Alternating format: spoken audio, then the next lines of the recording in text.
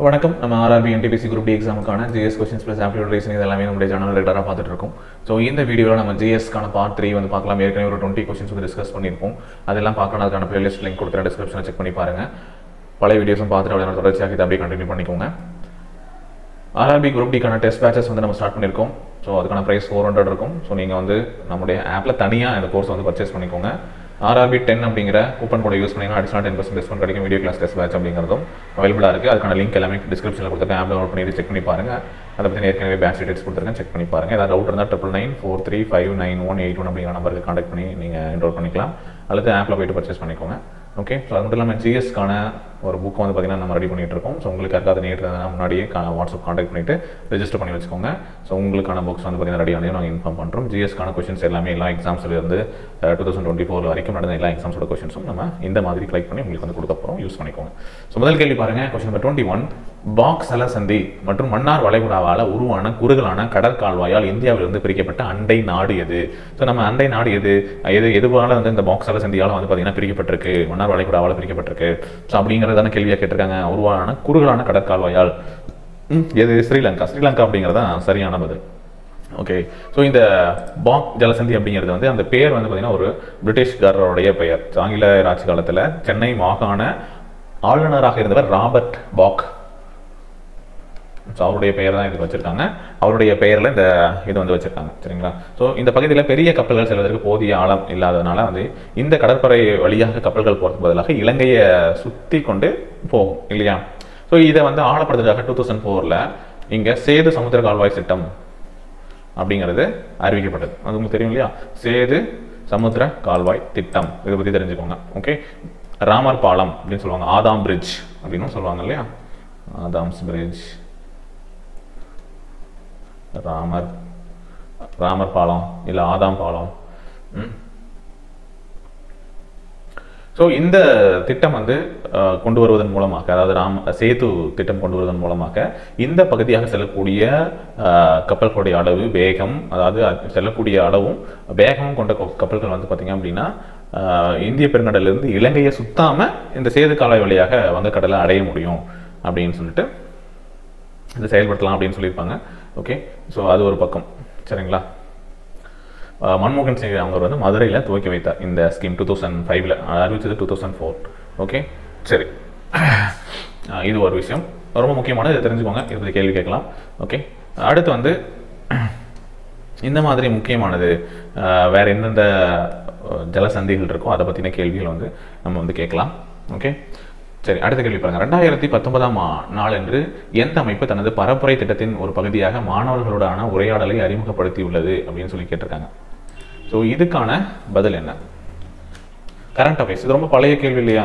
இது ரொம்ப பழைய கேள்வி. ஸோ எந்த current affairs which organisation has launch அப்படின்னு சொல்லி கேட்குறாங்களா?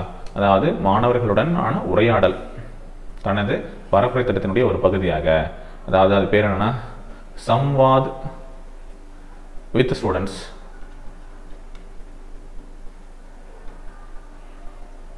SWS அப்படின்னு இருக்கும். சரிங்களா? என்னைக்கு? 2019 புத்தாண்டு நாள் அன்னைக்கு, நியூ இயர் டே 2019 லான்ச் பண்ணது இஸ்ரோ. ஸோ இப்போ இதே கேள்வி ரிப்பீட் ஆக போகிறது கிடையாது. பட் நீங்கள் வந்து அப்போ இது சம்மந்தமாக இஸ்ரோ செய்யக்கூடியதை வச்சும் கேள்விகள் கேட்குறாங்க.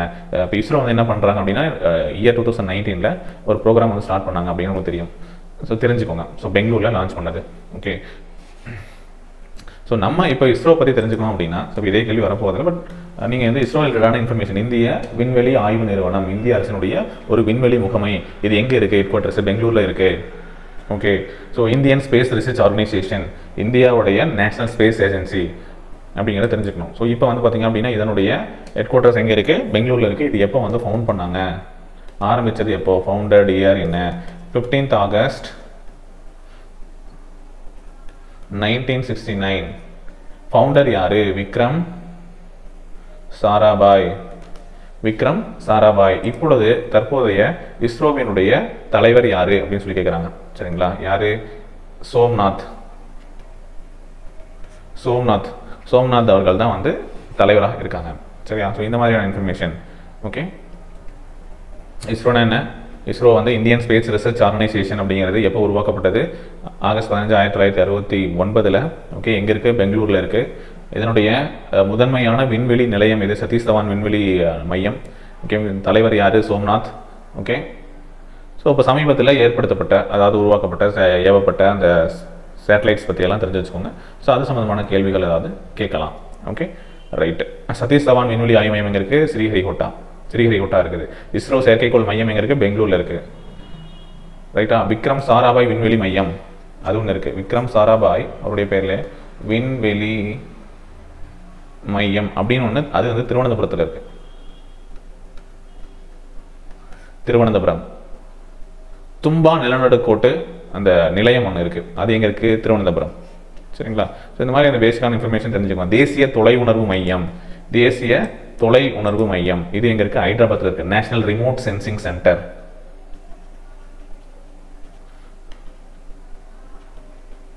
நேஷனல் ரிமோட் சென்சிங் சென்டர் இது எங்கே இருக்குது? ஹைதராபாத்தில் இருக்கு. இது இந்திய விண்வெளி துறையின் கீழே இயங்கக்கூடிய ஒரு மையம்.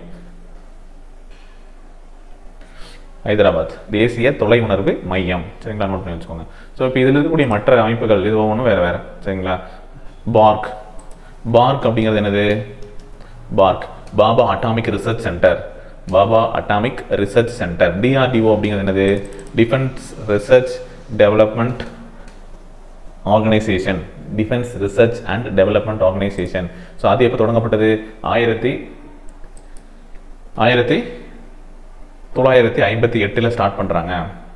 Defence research and development organisation. இதனுடைய ஹெட் குவார்ட்டர்ஸ் எங்கே இருக்குது? நியூ டெல்லி. இது எங்கே இருக்குது? நியூ டெல்லி இருக்குது. மினிஸ்ட்ரி ஆஃப் டிஃபென்ஸ்க்கு கீழே வரக்கூடியது. ஓகே, ஸோ DRDOட சேர்மன் யார்? தலைவர் யார்? இது எந்த துறை கீழே வருதுன்னா டிஃபென்ஸ் டிபார்ட்மெண்ட்டுக்கு கீழே வருது. ஸோ இதனுடைய சேர்மன் யார்? Current affairs. இப்போ நம்ம வீடியோ பண்ணும்போது ஒருத்தராக இருந்திருக்கலாம், ஸோ சேஞ்ச் பண்ணியிருக்கலாம், இல்லை முன்னாடி வந்து ஒருத்தராக இருந்திருக்கலாம். ஸோ அதனால் யார் அப்படிங்கிற முக்கியமான அமைப்புகள் இருக்கு இல்லையா, இந்த அமைப்புகளை பற்றின பேசிக்கான இன்ஃபர்மேஷன் தெரிஞ்சு வச்சுக்கோங்க. DRDO. ஓகே, ஆர்கனைசேஷன்ஸ் ஒவ்வொன்றுடைய வெப்சைட்டில் போனீங்கன்னா இப்போ கரண்ட்டாக யார் இருக்காங்க அப்படிங்கிறது தெரியும். இல்லை கரண்ட் அஃபேர்ஸோட இதில் வந்து நம்ம செக் பண்ணோம் அப்படின்னா நம்மளால் வந்து தெரிஞ்சுக்க முடியும். சரிங்களா? ஸோ ரொம்ப முக்கியமானது. ஸோ யாருன்னு தெரிஞ்சால் கீழே கமெண்ட் பண்ணுங்கள். ஓகே, ஸோ NCERT உங்களுக்கு தெரியும். NCERT அப்படிங்கிறது நம்ம எப்படி SCERT இப்போ ஸ்டேட் கவுன்சில் இருக்குல்ல, எஜுகேஷன் ரிசர்ச் ட்ரைனிங், அந்த மாதிரி national council of education research and training அப்படிங்கிறது தான் NCERT. National council of education research training அப்படிங்கிறது. ஓகே, அடுத்து பாபா குருநாக் தேவ்ஜி, அதாவது தற்போது நன்கானா சாஹிப் என்று அழைக்கப்படுகிற ராய் போய் கி தல்வாண்டி எந்த ஆண்டு பிறந்தார் அப்படின்னு சொல்லி கேட்குறாங்க.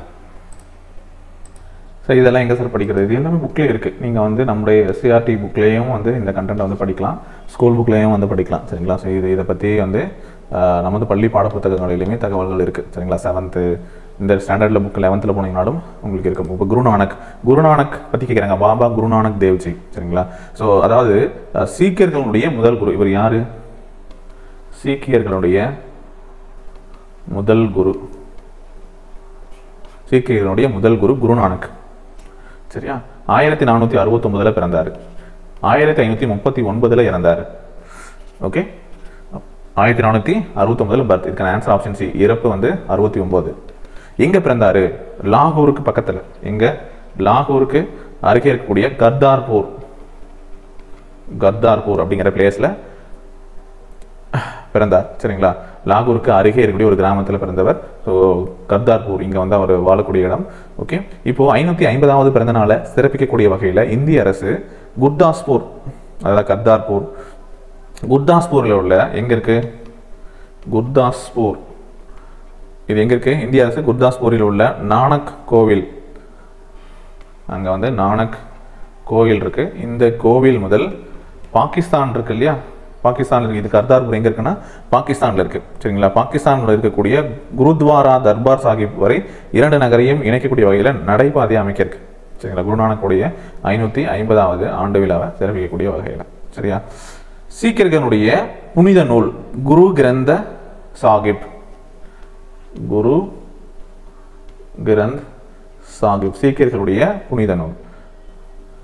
ஸோ குருநானக் அதுக்கு பின்னாடி வந்த அந்த அவர்களால் இந்த போதனைகள் வந்து தொகுப்பட்டிருக்கும். குருநானக்குடைய போதனைகள் இருக்கு இல்லையா, அந்த போதனைகளை தொகுத்தவங்க குருநானக் மற்றும் அவருக்கு பின் வந்தவர்களுடைய போதனைகளால் இதை வந்து தொகுத்திருக்காங்க. சரிங்களா, சீக்கியர்களுடைய புனித நூல். ஓகே, ஒவ்வொரு சீக்கிய குருவும் அவங்களுக்கு அடுத்து யார் வந்து குருவா வருவாங்கன்றதை நியமிப்பாங்க. குருநானக் வந்து யாரை நியமிக்கார் அப்படின்னா லேனா வந்து தனக்கு பின்னாடி குருவாக நியமிச்சிருப்பார். ஓகே, நோட் பண்ணிக்கோங்க.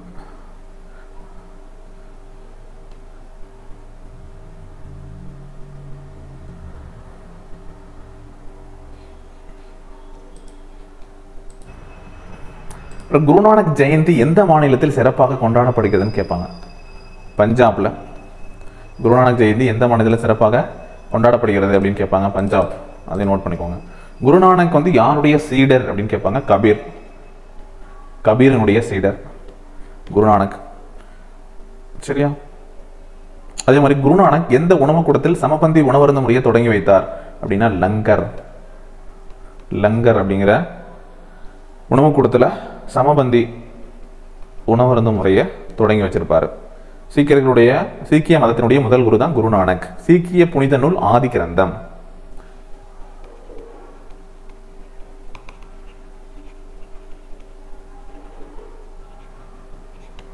சரியா, ஸோ இந்த மாதிரி தகவல்கள் சொல்லியிருக்கிறதெல்லாம் நோட் பண்ணிக்கோங்க. ஸோ புக்லேயும் ஒரு வாட்டி எடுத்து இந்த இன்ஃபர்மேஷனை படித்து வச்சுக்கோங்க. ஓகே, ஸோ எப்போ பிறந்தார் அப்படிங்கிறதுல ஆரம்பிச்சு, ஓகே, ஸோ தாழ்வண்டி அப்படிங்கிற இடத்துல ராய் போய் தாழ்வண்டி இங்கேயே கொடுத்துருக்காங்க இல்லையா, ராய் போய்க்கு தாழ்வண்டியில் பிறந்தார். அவர் பிறந்த இடம் சரிங்களா, தல்வாண்டி அப்படின்னு சொல்லுவாங்க. ஸோ அதை நோட் பண்ணிக்கோங்க. ஓகே,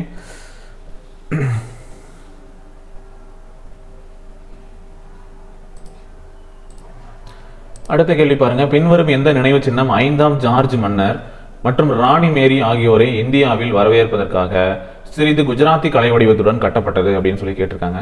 ஸோ இந்த கேள்விக்கான சரியான பதில் எது? கேட்வே ஆஃப் இந்தியா, சூரிய கோவில், இந்தியா கேட், ஜாலியன் வாலாபாக். நமக்கு தெரியும் அந்த சூரிய கோவில் வந்து எங்க இருக்குன்னு தெரியும், கோனார்க் பார்த்தோமா. சூரிய கோவில் இந்த கிளாஸோட ஸ்டார்டிங்ல ஃபர்ஸ்ட் கொஸ்டினாவே இந்த கொஸ்டின் வந்து நம்ம பார்த்துருப்போம் இல்லையா.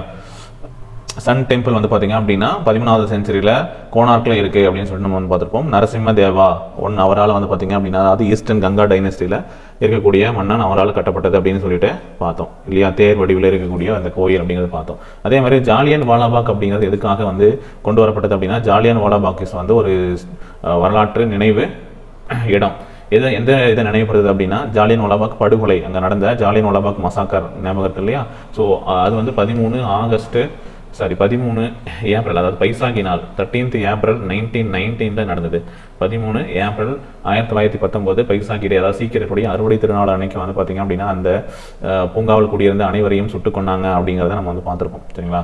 ஸோ இது வந்து ஒரு மெமோரியல். ஸோ எதுக்காக அப்படின்னா, அந்த கோல்டன் டெம்பிள் பக்கத்தில் இருக்கக்கூடிய அமிர்தசரஸ் படுகொலை அப்படின்னு சொல்லுவாங்க.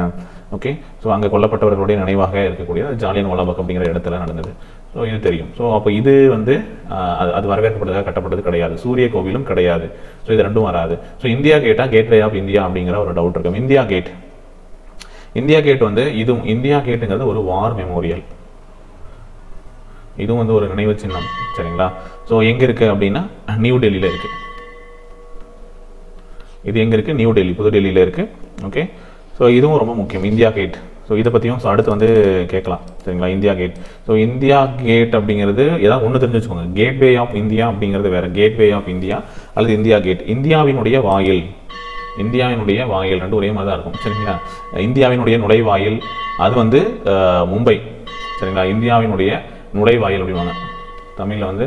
இந்தியாவின் இங்கே தங்கிலீஷ் அப்படியே கொடுத்தாங்க தங்கிலீஷில். இந்தியாவின் நுழைவாயில் அப்படின்வாங்க. அதாவது இங்கே தான் வந்து என்ட்ரு ஆகுறாங்களாம் சரிங்களா. நுழைவாயில் இது வழியாக தான் வராங்க சரிங்களா, இந்த வழியாக தான் வராங்க அப்படிங்கிறது. ஸோ இப்போ எதுக்கு அப்படின்னா, இப்போ பாருங்க 5ஆம் ஜார்ஜ் மன்னரும் ராணி மேரியும் இந்தியாவில் வரவேற்பதற்காக, ஸோ அவங்க வருவதற்காக இதன் வழியாக நுழைவதற்காக வந்து கட்டப்பட்டது. ஸோ இதை பற்றி தெரிஞ்சுக்கிட்டீங்கன்னா ஈஸியாக இருக்கும் உங்களுக்கு சொல்கிறதுக்கு சரிங்களா.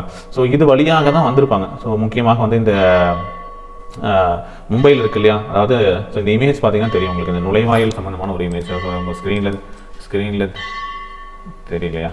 1 செகண்ட்.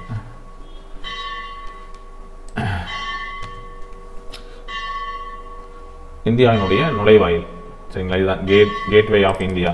ஸோ அதனுடைய பிக்சர்ஸ் பார்த்தீங்க அப்படின்னா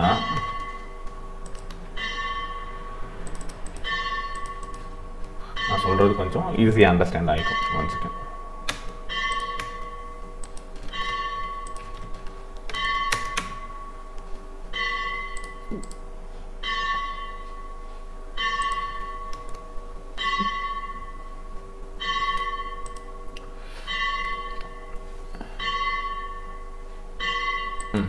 இந்த இமேஜ் பாருங்க. ஸோ இதுதான் வந்து கேட்வே ஆஃப் இந்தியா, சரிங்களா? ஸோ அதாவது கப்பல்லேருந்து வந்து இறங்கி வரவங்க இதன் வழியாக வருவதற்காக, புரியுதுங்களா?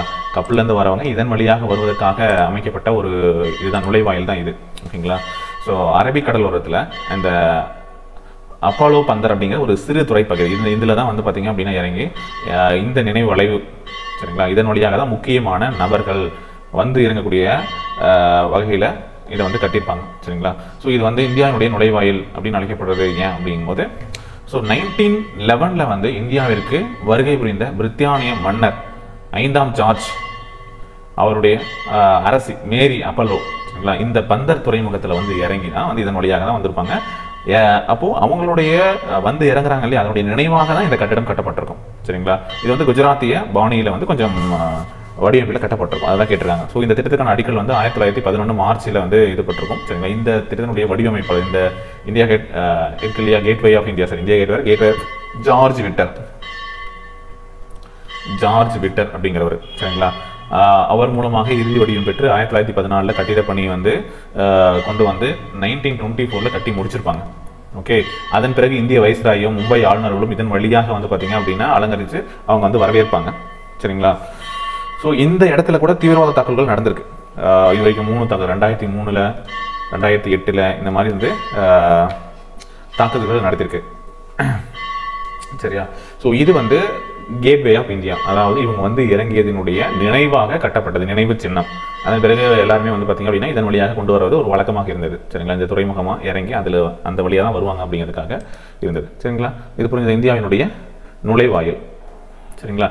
இந்தியாவினுடைய வாயில், ஓகே? இந்தியா கேட் அப்படின்னு சொல்கிறோம் இல்லையா, இந்தியாவினுடைய வாயில் அப்படின்னு சொல்லக்கூடிய இந்தியா கேட் வந்து ராஜ்பத்தில் இருக்குது. எங்கே இருக்குது ராஜ்பத்? இது எங்கே இருக்குது? நியூ டெல்லியில் இருக்குது, முன்னாடியும் சொன்ன மாதிரி. அதாவது அனைத்து இந்திய போர் நினைவு சின்னம் அப்படின்னு சொல்லுவாங்க, ஆல் இந்தியா வார் மெமோரியல், ஓகே? அதாவது 1914 அதுலேருந்து 21 காலகட்டத்தில் முதல் உலக போர் நடைபெற்றதுக்கு பின்னாடி வந்து பார்த்தீங்க அப்படின்னா அந்த போரில் உயிரிழந்த இந்திய படைவீரர்களுடைய நினைவாக அமைக்கப்பட்டது தான் இந்த இந்தியா கேட், ஓகே? அவங்களுடைய பெயர்கள் வந்து இந்த இந்தியா கேட்டில் பொறிச்சிருப்பாங்க, ஓகே? இந்தியாவினுடைய வாயில் அப்படிங்கிறத நம்ம பார்த்தோம் அப்படின்னா தெரியும். ஸோ இமேஜ் அதுக்கும் இருக்கு, செக் பண்ணி பாருங்க. ஒன் செகண்ட், அவங்களுக்கு தெரியுதான் பார்ப்போம். ஸோ இதுதான் வந்து இந்தியா கேட்டு, ஓகேவா? இருக்கா? யாரெல்லாம் இறந்தாங்களோ அவங்கள ஹானர் பண்ணுறதுக்காக மெசமடோ இங்கே மென்ஷன் பண்ணியிருக்காங்க பாருங்க. இந்த ஒரு கிளியரான இமேஜ் இல்லை, பட் இதில் வந்து மென்ஷன் பண்ணியிருப்பாங்க. ஸோ எங்கெங்கே போய் இறந்தாங்க அப்படின்னு சொல்லிட்டு, சரிங்களா? ஃப்ரான்ஸு, அப்புறம் வந்து பார்த்திங்கன்னா ஈரான், மெசமடோமியா, ஓகே? ஸோ இந்த மாதிரியான பகுதிகளில் உயிரிழந்த 82,000க்கும் மேற்பட்ட போர் வீரர்களுடைய நினைவாக கொண்டு வரப்பட்டது தான் இந்த வார் மெமோரியல், ஓகே? ஸோ இதை தெரிஞ்சுக்கோங்க.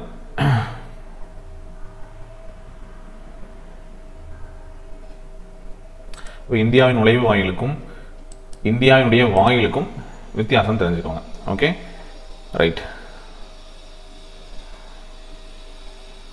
நெக்ஸ்ட் क्वेश्चन போலாம். பின்வருவனவற்றுள் சர்க்கரையை சாராயமாக மாற்றும் செயல்முறையினுடைய பெயர் என்ன அப்படின்னு கேட்டாங்க. சர்க்கரையை சாராயமாக மாற்றுறதுக்கான பெயர் என்னப்பா? ஆக்சிஜனேற்றம், சூடாக்கி பதப்படுத்துதல், நொதித்தல் அல்லது வெளுத்தல் அப்படின்னு சொல்றாங்க. ஸோ சர்க்கரையை சாராயமாக மாற்றக்கூடிய அந்த செயலுக்கு பேர் பெர்மெண்டேஷன், நொதித்தல் அப்படின்னு சொல்லுவோம், சரிங்களா?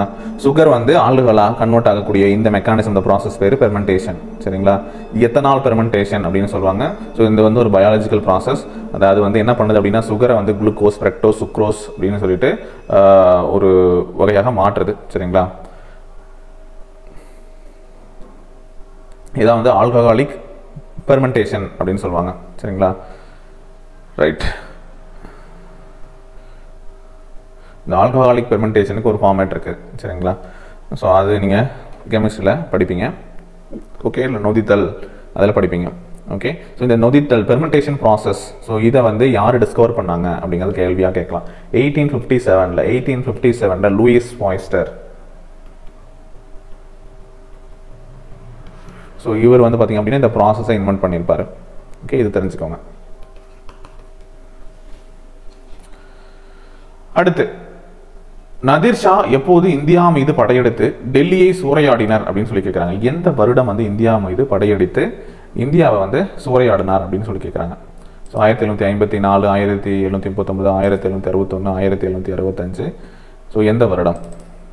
ஸோ அவர் வந்து எந்த வருடம் இந்தியா மீது படையெடுத்தார் அப்படின்னு கேட்டால் நாதிர் ஷா.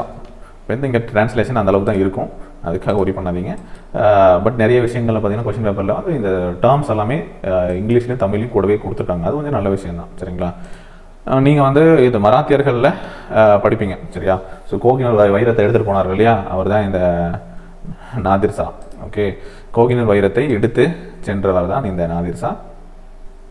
ஸோ இவரை பற்றி தெரிஞ்சுக்கணும். எப்போ வந்து பார்த்தீங்க அப்படின்னா டெல்லியை சூறையாடினார் அப்படின்னு கேட்குறாங்க. 1739. Yes. So 1739 battle of Karnal, அவருக்கு வெற்றி.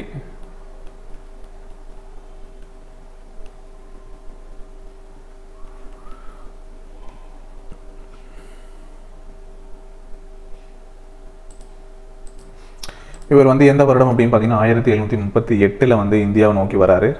அதன் பிறகு 1739 வந்து காபூல், கஜினி, லாகூர் போன்ற முகலாய பேரரசினுடைய மேற்கு எல்லைகளை கைப்பற்றாரு. நாதிர் ஷா அப்புறம் முகமது ஷா ஆகிய 2 படைகளும் தான் இந்த கர்னால் அப்படிங்கிற இடத்துல சந்திக்குது. பிப்ரவரி 13, 1739 நடந்த இந்த கர்னால் போரில் நாதிர் ஷா முகலாய படைகளோட எண்ணிக்கையை ஈஸியாக வந்து தோற்கடிக்கிறாரு. 3 மணி நேரத்துக்கும் குறைவாக தான் இந்த போர் நடக்குது. ஸோ முகலாய பேரரசர் முகமது ஷா வந்து பார்த்தீங்க அப்படின்னா சரணடைஞ்சிருப்பாரு. அதன் பிறகு வந்து பார்த்தீங்க அப்படின்னா 12 மார்ச் 1739 வந்து டெல்லிக்குள்ள நுழைந்தவர். டெல்லி அங்கே இருக்கக்கூடிய பொக்கிஷனுடன் நாதிர் ஷா கிட்ட ஒப்படைக்கிறாங்க. ஸோ நாதிர் ஷா வந்து பார்த்தீங்கன்னா டெல்லி தலைநகரை கைப்பற்றி அடிமைப்படுத்துறாரு. ஏராளமான பணத்தை வந்து அள்ளிட்டு போறாரு. இங்கிருந்து முகலாயோட தலைநகரை வந்து பார்த்தீங்க அப்படின்னா கைப்பற்றாரு. ஓகே, டெல்லி நகரம் முழுவதுமாக அடிக்கப்பட்டு கொள்ளையடிக்கப்பட்டு சூறையாடப்பட்டிருக்கும். ஷாஜகான் கட்டிய அந்த மயில் சிம்மாசனம், அது மட்டும் இல்லாமல் புகழ்பெற்ற கோகினூர் வைரம் இதெல்லாம் எடுத்து போயிருப்பார். இது மட்டுமா எடுத்துட்டு போனார்? 10 மில்லியன் ரூபாய் மதிப்பு இருக்கக்கூடிய தங்கம். ஓகே, 600 மில்லியன் ரூபாய் பெருமதிப்பு இருக்கக்கூடிய நகைகள், 6 மில்லியன் ரூபாய் மதிப்பான நாணயங்கள், இந்த மாதிரி எவ்வளவோ அள்ளிட்டு போயிட்டார், சரிங்களா? ஸோ ஒட்டுமொத்தமாக பார்த்தோம் அப்படின்னா 700 மில்லியன் ரூபாய்கள் அப்படின்னு சொல்லிட்டு ஒட்டுமொத்தமாக வந்து பார்த்தீங்க அப்படின்னா யானைகள், ஆயிரக்கணக்கான யானைகள், கைவினை கலைஞர்கள், தச்சர்கள், கல்வெட்டுபவர்கள் அப்படின்னு சொல்லிட்டு எல்லாத்தையும் வந்து பார்த்தீங்கன்னா தூக்கிட்டு போறார், சரிங்களா? ஸோ அந்த அளவுக்கு வந்து மிகவும் சக்தி வாய்ந்த ஈரானிய ஆட்சியாளர்களில் ஒருவர் நாதிர் ஷா. ஓகே, அப்சரர். ஸோ இவர் வந்து அப்சரிட் வம்சத்தை சார்ந்தவர். அப்சரிட் வம்சம், ஈரானியனுடைய அப்சரிட் வம்சம். ஸோ எந்த வம்சத்தை சார்ந்த, என்ன டைனஸ்டி? அப்சரித் டைனஸ்டி. ஓகே, இவர் அதனுடைய ஃபவுண்டர் தான் நாதிர் ஷா. ஸோ நோட் பண்ணிக்கோங்க, ரைட்? ஸோ ஒரு முக்கியமான பவர்ஃபுல் ஈரானியன் ஹிஸ்டரியில் இருக்கக்கூடிய ஒரு ரூலர். நெக்ஸ்ட், பின்வரும் நோய்களில் எந்த நோய்க்கான முதல் தடுப்பு மருந்து டெங்வேக்சியா? இதற்கு அமெரிக்காவினுடைய US FDA. FDA அப்படின்னா என்ன அப்படிங்கிறத ஃபர்ஸ்ட் தெரிஞ்சுக்கணும், சரிங்களா? ஸோ அவங்களுடைய FDA அது வந்து அப்ரூவ் கொடுத்துச்சு அப்படிங்கிறத பற்றி தான் கேள்வியாக கேட்டிருக்காங்க. ஸோ FDA அப்படின்னா அவங்களுடைய ஒரு அமைப்பு, சரிங்களா? ஸோ யூஎன்ல இருக்கக்கூடிய ஒரு அமைப்பு. ஸோ அது வந்து அப்ரூவல் கொடுக்கக்கூடியது. ஸோ இது வந்து செல்லுமா செல்லாதா அப்படின்னு சொல்லிட்டு ஃபுட் அண்ட் ட்ரக் அட்மினிஸ்ட்ரேஷனான ஒரு agency. Food and drug administration, அமெரிக்க உணவு மற்றும் மருந்து நிர்வாகம் அப்படின்னு சொல்லுவாங்க, சரிங்களா? ஸோ இதனுடைய ஜுடிக்ஷன் இது அமெரிக்காவை சார்ந்தது. ஸோ அதுக்குள்ள அது செயல்படக்கூடிய ஒரு அமைப்பு. ஓகே, சரி. இங்கே எந்த நோய்க்கான முதல் தடுப்பு மருந்து, சரிங்களா? டெங்வேக்சியா அமெரிக்காவான இந்த இது வந்து ஒப்புதல் கொடுத்தது அப்படின்னு சொல்லிட்டு கேட்டிருக்காங்க, சரிங்களா? ஸோ இது வந்து டெங்கு பார்த்தாலே தெரியுது, டெங்வேக்சியா அப்படின்னு இருக்கு. அப்போ டெங்குக்கு போடுறதா தான் இருக்கும். ஸோ கரெக்டு தான், டெங்குன்னு போட்டிங்கன்னா கரெக்டு தான், சரிங்களா? ஸோ இந்த ஃபர்ஸ்ட் வேக்சின், அதாவது டெங்குக்கு வந்து இதே கிடையாது, மருந்தே கிடையாது அப்படின்னு சொல்லுவாங்க. பட் 2019 வந்து பார்த்தீங்கன்னா ஃபர்ஸ்ட் வேக்சினாக வந்து பார்த்தீங்க அப்படின்னா இந்த FDA வந்து அப்ரூவல் கொடுத்துருக்காங்க. டெங் வேக்சியா எங்கே இருக்கா? டெங் வேக்சியா. ஓகே, 2019 அப்ரூவல் கொடுத்தாங்க. ஸோ மே 2019 டெங்கு வேக்சின் அப்படிங்கிறது அப்ரூவ் பண்ணுறாங்க யூஎஸில். ஃபர்ஸ்ட் வேக்சின் வந்து இந்த டெங்கு டிசீஸ்க்கு வந்து பார்த்தீங்க அப்படின்னா ஆல் டெங்கு வைரஸ் அந்த இதுக்கு எல்லாத்துக்குமே வந்து இதை வந்து இது பண்ணுறாங்க. சரிங்களா? இப்போ டெங்கு அப்படிங்கிறது வந்து எதனால் ஏற்படுது? ஒரு மொஸ்கிட்டோ இல்லையா, ஒரு கொசு கடிக்கக்கூடிய காரணத்தினால் ஏற்படக்கூடியது. சரிங்களா? அந்த கொசுவுடைய பெயர் என்ன உங்களுக்கு தெரியும் இல்லையா, சயின்ஸில் படிச்சிருக்கீங்களா? அதே மாதிரி தான் மற்ற காய்ச்சல், காலரா, பன்றி காய்ச்சல், சிக்கன்குனியா அப்படின்னா ஸோ இதெல்லாம் எதனுடைய இன்ஃபெக்ஷன்? ஓகே, ஸோ கேட்பாங்களா? கேட்கலாம். விப்ரியோ காலரே, அது காலரா. டெங்கு அப்படின்னா என்ன, அதனுடைய சிம்டம்ஸ் எப்படி இருக்கும்?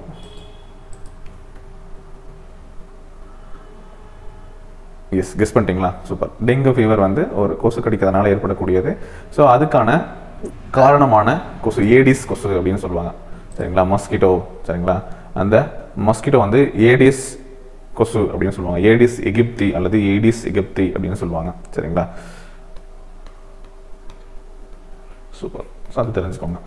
ரைட், அடுத்து பின்வருபவர்களில் புக்கர் பரிசை வென்ற முதல் இந்திய பெண்மணி யாரு? புக்கர் பரிசு. ஸோ உங்களுக்கு வந்து முதல்ல புக்கர் ப்ரைஸ்னா என்னன்னு தெரியணும் இல்லையா? இது இந்த மாதிரி ப்ரைஸ்லாம் வந்து பார்த்தீங்க அப்படின்னா ரொம்ப டீட்டெயில்டாக ஃபர்ஸ்ட் இப்போ யார் வாங்கினாங்க அப்படிங்கிறத கேள்வியை கேட்கல. ஃபர்ஸ்ட் வாங்கினது யார்? First Indian woman to win the Booker prize அப்படின்னு கேட்குறாங்களா? அருந்ததி ராய். அவங்க யார் அப்படின்னா அருந்ததி ராய். அருந்ததி ராய் தான் வந்து இந்த இதை வந்து வாங்குறாங்க. ஸோ இந்த ப்ரெஸ்டீஜியஸ் புக்கர் ப்ரைஸை 1997 அவங்களுடைய ஃபர்ஸ்ட் நாவலாக இருக்கக்கூடிய the god of small things, the god of small things, god of small things அப்படிங்கிற நாவலுக்காக வந்து வாங்குறாங்க. சரிங்களா? இது 1992 எழுத ஆரம்பிச்சு 96 எழுதி முடிக்கிறாங்க. 97 வந்து பார்த்தீங்க அப்படின்னா இந்த புக்கர் ப்ரைஸை வின் பண்ணுறாங்க. ரைட், ஸோ இது வந்து ஒரு ஃபிக்ஷன். ஓகே, நோட் பண்ணிக்கோங்க. Booker prize. இப்போ இன்னொரு கேள்வி நமக்கு வந்து எழலாம். ஸோ புக்கர் ப்ரைஸ் அப்படிங்கிறது எங்கே கொடுக்குறாங்க? எந்த நாட்டில் வந்து பார்த்தீங்க அப்படின்னா கொடுக்குறாங்க? புக்கர் பரிசு இலக்கிய பரிசு இல்லையா? Booker price. ஸோ இப்போ 2024 யார் கொடுக்குறாங்க? இது லண்டன், இங்கிலாந்தில் செயல்படக்கூடியது. ஓகே, சரியா? புக்கர் அப்படிங்கிற புக்கர் குழுமம் ஒன்று இருக்கு. ஸோ அவங்க தான் வந்து இந்த பரிசை வந்து கொடுக்குறாங்க. ஓகே, ஸோ முதல்ல இந்த ப்ரைஸ் ஒருத்தவங்க வாங்கியிருப்பாங்க. பட் நமக்கு என்ன கேள்வினா இந்தியாவை சேர்ந்த ஒருத்தவங்க இதுக்கான ப்ரைஸ் வின் பண்ணது யார் அப்படின்னு சொல்லிட்டு கேட்குறாங்க. இப்போ சமீபத்தில் கொடுத்துருக்கக்கூடிய அவார்டில் இந்த புக்கர் ப்ரைஸ் வின் பண்ணவங்க யார் அப்படிங்கிறத தெரிஞ்சால் கமெண்ட் பண்ணுங்கள். சரிங்களா? ஸோ இது தவிர்த்து இந்தியாவிலிருந்து வேற யாராச்சும் புக்கர் ப்ரைஸ் வாங்கியிருக்காங்களா அப்படிங்கிறத கேள்வியாக கேட்பாங்க. ஸோ வேறொரு லைவ்ல நம்ம இதை பார்த்துருக்கோம். அரவிந்த் அடிகா அப்படிங்கிறது. சரிங்களா? இந்த ஒயிட் டைகர் அப்படின்னு சொல்லிட்டு ஒரு மூவி இருக்கும். இது வந்து புக்கு. சரிங்களா? த ஒயிட் டைகர் 2008 வாங்கியிருப்பாங்க இந்தியாவிலிருந்து. கிரண் தேசாய்,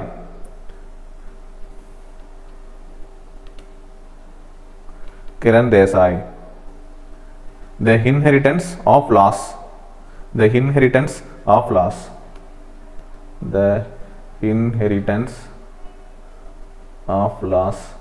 அப்படிங்கிற புக்குக்காக 2006 வாங்கியிருக்காங்க. The inheritance of loss. Okay, Arundhati Roy 1997 the god of small things அப்படிங்கிற புக்குக்காக வாங்கியிருக்காங்க. ஸோ இதை வந்து தெரிஞ்சு வச்சுக்கோங்க. ஸோ 3 பேர். ஸோ பெண் வந்து அருந்ததி ராய் ஃபர்ஸ்ட். நெக்ஸ்ட், எந்த நிதியாண்டில் ஜல் கிராந்தி அபியான் திட்டம் இந்திய அரசால் தொடங்கப்பட்டது அப்படின்னு சொல்லி கேட்குறாங்க.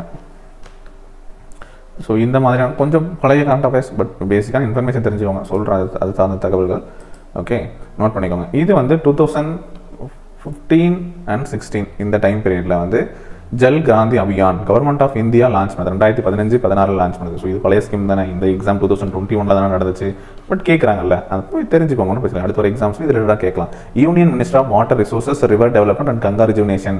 சரிங்களா? உமா பாரதி அப்போ. சரிங்களா? அவங்க வந்து இதை ஜல் கிராந்தி அபியான் அப்படிங்கிறத ஸ்டார்ட் பண்ணாங்க. இது எதுக்காக அப்படின்னா இந்த எய்ம் ஆஃப் த ஸ்கீம், இந்த ஸ்கீமோட நோக்கம் என்ன அப்படின்னா consolidated water conservation and management. சரிங்களா? ஓகே, இதை தெரிஞ்சுக்கோங்க. ஸோ ஜல் கிராந்தி அபியான் இது சம்மந்தமான ஒரு கேள்வி கேட்கலாம். அடுத்து கரண்ட் அஃபேர்ஸ். அது நீங்கள் வந்து முன்னாடி நடந்தது. இப்போ நீர் பாதுகாப்பு மற்றும் இதுக்கான விழிப்புணர்வு ஏற்படுத்த தொடங்கப்பட்ட ஒரு அமைப்பு. நதி மேம்பாடு கங்கை புத்துயிர் அமைச்சகம் இருக்கு இல்லையா, அதனால் ஏற்படுத்தப்பட்டது தான் இது. சரிங்களா, கங்கை வெள்ள சமவெளியில் ரீசார்ஜ், அதாவது புதுப்பிக்கிறது. சரிங்களா, நதி புத்துயிர் பெறுவது அப்படின்னு சொல்லுவாங்க. தண்ணீர் பற்றாக்குறை இருக்கிறது இல்லையா, அந்த கிராமங்களை ஜல் கிராமமாக தேர்ந்தெடுத்து நீர் வழங்கக்கூடிய ஒரு விஷயம். ஓகே, கடுமையான தண்ணீர் பற்றாக்குறை ஏற்படக்கூடிய கிராமங்கள் வந்து ஜல் கிராமமாக தேர்ந்தெடுப்பாங்க. ஓகே, ஜல் கிராந்தி அபியான் திட்டம். Okay, right.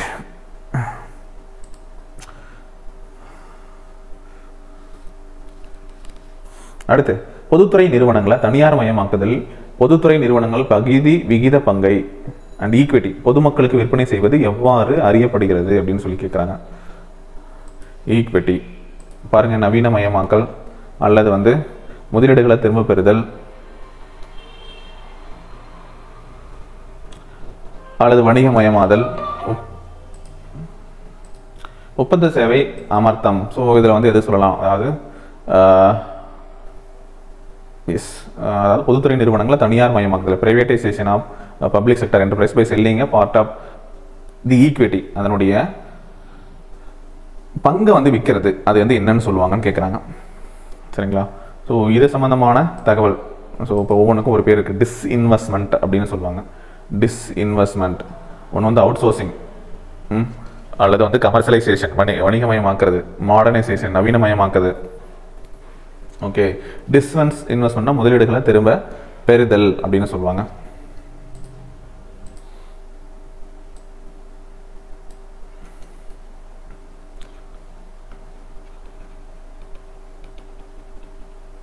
முதலீடுகளை திரும்ப பெறுதல் தான் டிஸ்இன்வெஸ்ட்மெண்ட்.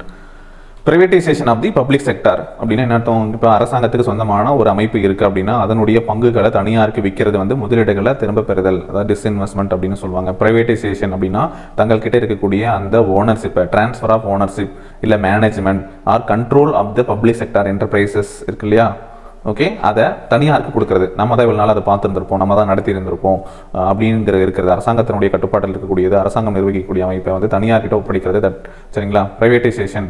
அது வந்து பிரைவேட்டைசேஷன். சரிங்களா, ஃபுல்லாக கொடுக்குறது வந்து பிரைவேட்டைசேஷன்.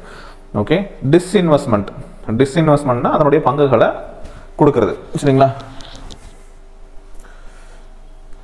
அப்போ வந்து தனியார் மயமாக்குதல்ல இந்த மாதிரி பங்குகளை கொடுக்கறது வந்து டிஸ்இன்வெஸ்ட்மெண்ட், தன்னுடைய முதலீடுகளை இல்லாமல் எடுத்துக்கிறது. சரிங்களா, ஸோ இப்போ இந்த பிரைவேட்டைசேஷன் வந்து எதுக்காக கொண்டு வருவாங்க அப்படின்னா ஃபாரின் டைரக்ட் இன்வெஸ்ட்மெண்ட், அதாவது வெளிநாட்டு முதலீடுகளை வந்து அதிகப்படுத்துவோம் அப்படிங்கிற நோக்கத்தில். சரிங்களா, ஸோ கவர்மெண்ட் கம்பெனிஸ் வந்து பிரைவேட் கம்பெனிஸாக வந்து ரெண்டு வழியில் மாற்றுவாங்க. சரிங்களா, அதாவது என்ன பண்ணோம் அப்படின்னா கவர்மெண்ட் வந்து அதனுடைய ஓனர்ஷிப் மேனேஜ்மெண்ட்டை வந்து அந்த இப்போ பொதுத்துறை நிறுவனம் இருக்கு இல்லையா அதுலேருந்து வித்ட்ரா பண்ணிடுவாங்க பப்ளிக் செக்டார் கம்பெனிஸை சேல் பண்ணுறது மூலமாக.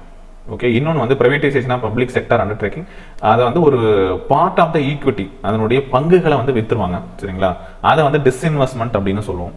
சரிங்களா, அது எதுக்காக அப்படின்னா ஃபினான்ஷியல் இதுக்காக வந்து அதை அந்த மாதிரி கொடுப்பாங்க. சரிங்களா, ஸோ ஒரு சில பங்கு இப்போ வந்து 50-50 நடத்தியிருப்பாங்க. ஒன்று வந்து ப்ரைவேட்டுக்கு வந்து அதிகபட்ச ஷேரை கொடுத்துட்டு ப்ரைவேட் பண்ணிடும். 51% வந்து ப்ரைவேட் கிட்டையும் 49% கவர்மெண்ட் கிட்டையும், கவர்மெண்ட் ஆஃப் இந்தியா கிட்டையும் இருக்கும். சரிங்களா, அப்போ இதனுடைய ஓனர்ஷிப் யார்கிட்ட போகுது? இப்போ 50க்கு மேலே யார் அதிகமாக வச்சிருக்காங்களோ அவங்க தான் அதுக்கான ஓனர். சரிங்களா, ஸோ அந்த மாதிரி இதனுடைய ஓனர்ஷிப்பை வந்து பார்த்தீங்க அப்படின்னா அவங்களுக்கு வந்து அதனுடைய ஈக்விட்டியை கொடுக்குறது. சரிங்களா, ஸ்டேக் இதெல்லாம் அவங்களுக்கு வந்து ட்ரான்ஸ்ஃபர் பண்ணுறது. ஓகே, இது தெரிஞ்சுக்கோங்க. இப்போ Indian railway catering and tourism இருக்குது, அதுக்கு வந்து கொடுத்துருக்குறாங்களா? ஓகே, அது வந்து வெளியே கொடுத்துருக்காங்க. ஸோ அவங்க வந்து பார்த்துப்பாங்க அப்படிங்கிறது தான். ஸோ இந்த மாதிரி ஒவ்வொரு இதுலேயுமே வந்து என்ன பண்ணுவாங்க அப்படின்னா டிஸ்இன்வெஸ்ட்மெண்ட் பண்ணுவாங்க. அந்த பொதுத்துறை நிறுவனங்கள் இருக்குது, நிறைய நிறுவனங்கள் இருக்குது. அந்த நிறுவனங்கள் என்ன பண்ணுவோம் அப்படின்னா ஸோ அதனுடைய பங்குகளை வந்து வேறு யாருக்காச்சும் வந்து ஒரு தனியார் நிறுவனத்துக்கு வந்து கொடுப்பாங்க, அவங்க வாங்கிப்பாங்க. அடுத்து பாருங்கள், பின்வருவர்களில் 2019 வெளிநாட்டிற்கான மெக்சிகோவினுடைய மிக உயர்ந்த குடிமை விருதை வாங்கினவர் யார்? இந்த மாதிரியான குடிமை விருதுகளை வாங்குறவர் யார் அப்படின்னா நம்ம மோடிஜி தான். சரிங்களா, ஸோ அவர் தான் எங்கேயாவது போயிருப்பாரு, அங்கே இருக்கக்கூடிய உயரிய விருதுகளை கொடுத்துருப்பாரு. இதுவே ஒரு லிஸ்ட்டு போடலாம். சரியா, ஓகே, பட் இந்த கேள்விக்கு அப்படி யோசிச்சு போட்டோம்னா அது தப்பாயிரும். ஸோ பின்வருவரையில் 2019 வெளிநாட்டிற்கான மெக்சிகோவினுடைய மிக உயர்ந்த குடிமை விருதை வாங்கினவர் யார் அப்படின்னு கேட்டால் பிரதிபா சிங் பாட்டேல். சரிங்களா, Pratibha Singh Patil. Mexico's highest civilian honour for foreigners 2019 வெளிநாட்டவருக்கான இந்த ஹையஸ்ட் சிவிலியன் ஆனர் கொடுத்தது 2019 யாருக்கு அப்படின்னா இந்த பிரதிபா சிங் பாட்டேல் அவர்களுக்கு வந்து கொடுத்தாங்க. So first women president first women பிரசிடெண்ட்டாக இருந்தாங்க இல்லையா, ஸோ அவங்களுக்காக வந்து இதை வந்து கொடுத்துருக்காங்க. ரைட். ஸோ இவங்களை பற்றியும் பேசிக்காக வந்து நீங்கள் வந்து தெரிஞ்சுக்கோங்க. எத்தனாவது பிரசிடெண்ட்டாக இருந்தாங்க? 12th பிரசிடெண்ட் ஆஃப் இந்தியாவாக இருந்திருப்பாங்க 2007 2012 வரைக்கும். ஓகே, இந்தியன் நேஷனல் காங்கிரஸோட மெம்பராக இருந்தாங்க. ஓகே, ஸோ அதே மாதிரி இவங்க தான் வந்து பார்த்திங்க அப்படின்னா ஃபஸ்ட்டு விமன் பிரசிடெண்ட். இப்போ வந்து இருக்காங்க இல்லையா திரௌபதி முர்மு, அவங்களை பற்றி தெரிஞ்சுக்கோங்க. இப்போ நரேந்திர மோடி அவர்களுக்கு வந்து பார்த்திங்க அப்படின்னா நிறைய இதே மாதிரி வந்து வெளிநாட்டில் வந்து பார்த்திங்க அப்படின்னா ஐஎஸ் சிவிலியன் ஆனர் வந்து கொடுத்துருக்காங்க. அதை டிஸ்கஸ் பண்ணுவாங்க. சரிங்களா? ஸோ அது சம்மந்தமான கேள்விகள் வந்து அவார்ட் லிஸ்ட்டே போடலாம். ஸோ அவ்வளோ லிஸ்ட் இருக்கும். சரிங்களா? ஸோ அது சம்மந்தமாக வந்து பார்த்திங்க அப்படின்னா இன்ஃபர்மேஷன் தெரிஞ்சு வச்சுக்கணும். இப்போ வந்து சவுதி அரேபியா போகிறாருன்னா அங்கே போனால் அங்கே ஒரு அவார்டு. சரிங்களா? இப்போ அமெரிக்கா போகிறாரு அப்படின்னா அமெரிக்கா போனால் அங்கே ஒன்று, குவைத்து போகிறாரு அப்படின்னா இப்போ லாஸ்ட் இயர் வந்து டிசம்பர் வந்து குவைத்து போயிருப்பார்.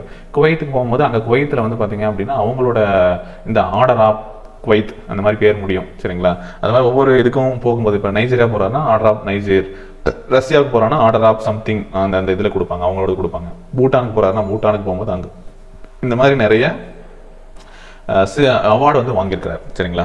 ஸோ அதை பற்றின கேள்விகள் இருக்கலாம். சமீபத்தில் ஏதாவது வாங்கியிருந்தால் அந்த ரெகனைசேஷன் பற்றின ஒரு கேள்வியாக கேட்கலாம். சரிங்களா? ரைட். கேரளாவில் மாப்ளா கிளர்ச்சி, அதாவது மலபார் கிளர்ச்சி எந்த ஆண்டு நடைபெற்றது அப்படின்னு சொல்லி கேட்குறாங்க. ஸோ மாப்ளா கிளர்ச்சி உங்களுக்கு தெரியும் 1934, 45, 28, 21 சொல்லி கொடுத்துருக்காங்க. ஸோ இது வந்து 1921 வந்து நடந்தது. சரிங்களா? மாப்ளா கிளர்ச்சி 1921, மலபார் ரிபல்லியன், மலபார் கிளர்ச்சி அப்படின்னு சொல்லுவாங்க. 1921 ஆகஸ்ட் 1921 வந்து 22 வரைக்கும் மலபார் ரீஜன் கேரளா இருக்கு இல்லையா, அங்கே நடந்தது.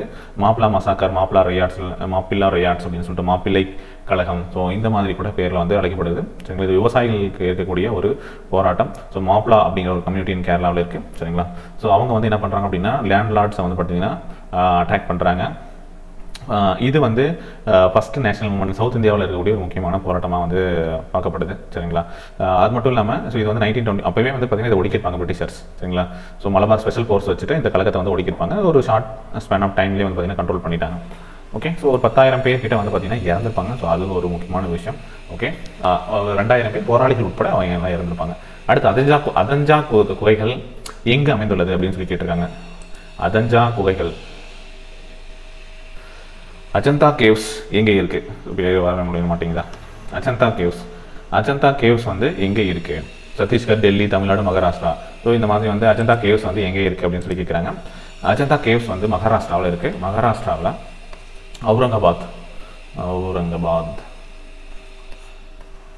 அஜந்தா கேவ்ஸ். இது எந்த காலகட்டத்தில் கட்டப்பட்டது அப்படிங்கிற ஒரு கேள்வி வரும் இல்லையா.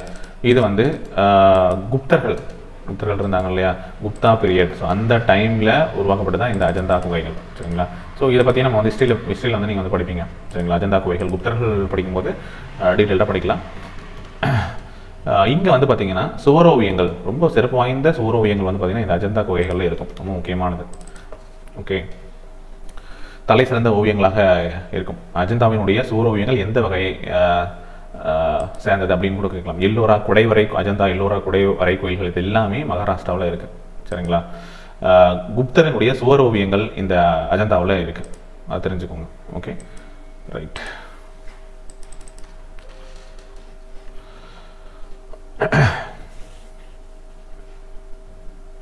பின்வரும் நாடுகளில் எந்த நாடு முந்தைய யுஎஸ்எஸ்ஆரினுடைய ஒரு பகுதியாக இல்லாதது அப்படின்னு சொல்லி கேட்குறாங்க. யுஎஸ்ஆர்னா என்னன்னு உங்களுக்கு தெரியும் இல்லையா? ஸோ அதனுடைய ஒரு பகுதியாக இல்லாத நாடு எதுன்னு சொல்லி கேட்டிருக்காங்க. ஸோ இவ்வளோ டீட்டெயில் படிச்சு வச்சிருக்கோமா? கெஸ் பண்ணி கூட ஆன்சர் நீங்கள் வந்து போடலாம். சரிங்களா? எந்தெந்த நாடுலாம் வந்து வருது அப்படின்னு சொல்லிட்டு. ஃபின்லாந்து வந்து இதில் வராது. மோல்டோவா, ரஷ்யா, ஜார்ஜியா இதெல்லாம் வந்து பார்த்தீங்க அப்படின்னா இந்த யுஎஸ்எஸ்ஆர் அப்படிங்கிறதுக்கு அமைப்புக்குள்ளே இருக்குது. சரிங்களா? Soviet union. சரிங்களா? அப்போ வந்து ஃபார்மர் யுஎஸ்எஸ்ஆரில் வந்து பார்த்தீங்க அப்படின்னா இந்த கண்ட்ரி கிடையாது. சரிங்களா?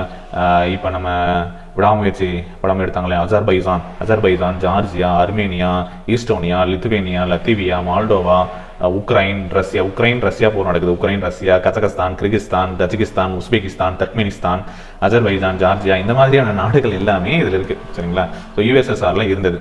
சரிங்களா? சோவியத் யூனியன் இப்போ ப்ரெசென்ட் டேவில் தனித்தனி கண்ட்ரி 1991 இந்த மாதிரி இருந்தது. சரிங்களா? அதுக்கப்புறம் தான் வந்து ஸோ இது வந்து பிரிஞ்சிருக்கும். ரைட். தெரிஞ்சுக்கோங்க. ஸோ ஓகே, இந்த யுஎஸ்எஸ்ஆரோட கேபிட்டல் வந்து மாஸ்கோவாக இருந்திருக்கும். சரிங்களா? USSR, United Soviet socialist republics அப்படிங்கிறது தான் அதனுடைய அர்த்தம். ஸோ இது வந்து பார்த்தீங்க அப்படின்னா 1992 இருந்து 1922 இருந்து 1991 வரைக்கும். சரிங்களா? World first Marxist communist state இதுதான் யுஎஸ்எஸ்ஆர் தான். சரிங்களா? ரஷ்யன் ரெவல்யூஷன் அப்படிங்கிறது ஒன்று நடந்திருக்கும். ரஷ்யன் ரெவல்யூஷன், ரஷ்ய புரட்சி, இது எப்போ 1917. அதுக்கப்புறம் ஃபார்ம் பண்ணது தான் இது. 1922 1991 வரைக்கும் வந்திருக்கும். சரிங்களா? விளாடிமிர் லெனின், போல்ஸ்விக்ஸ் அப்படின்னு சொல்லி நீங்கள் ஹிஸ்ட்ரியில் படிப்பீங்க. சரிங்களா? சோசியலிஸ்ட் ஸ்டேட்டாக வந்து பார்த்தீங்க அப்படின்னா இதை வந்து உருவாக்கியிருப்பாங்க. அது தெரிஞ்சு வச்சுக்கோங்க. 1922 ரஷ்யன் ரெவல்யூஷன் நடந்த ஒரு 5 இயர்ஸ்க்கு அப்புறம் வந்து இதை வந்து உருவாக்குனாங்க. Okay, right.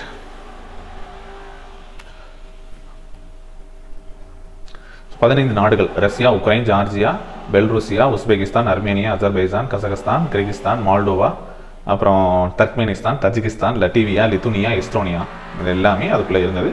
இப்போ வந்து இருக்காது.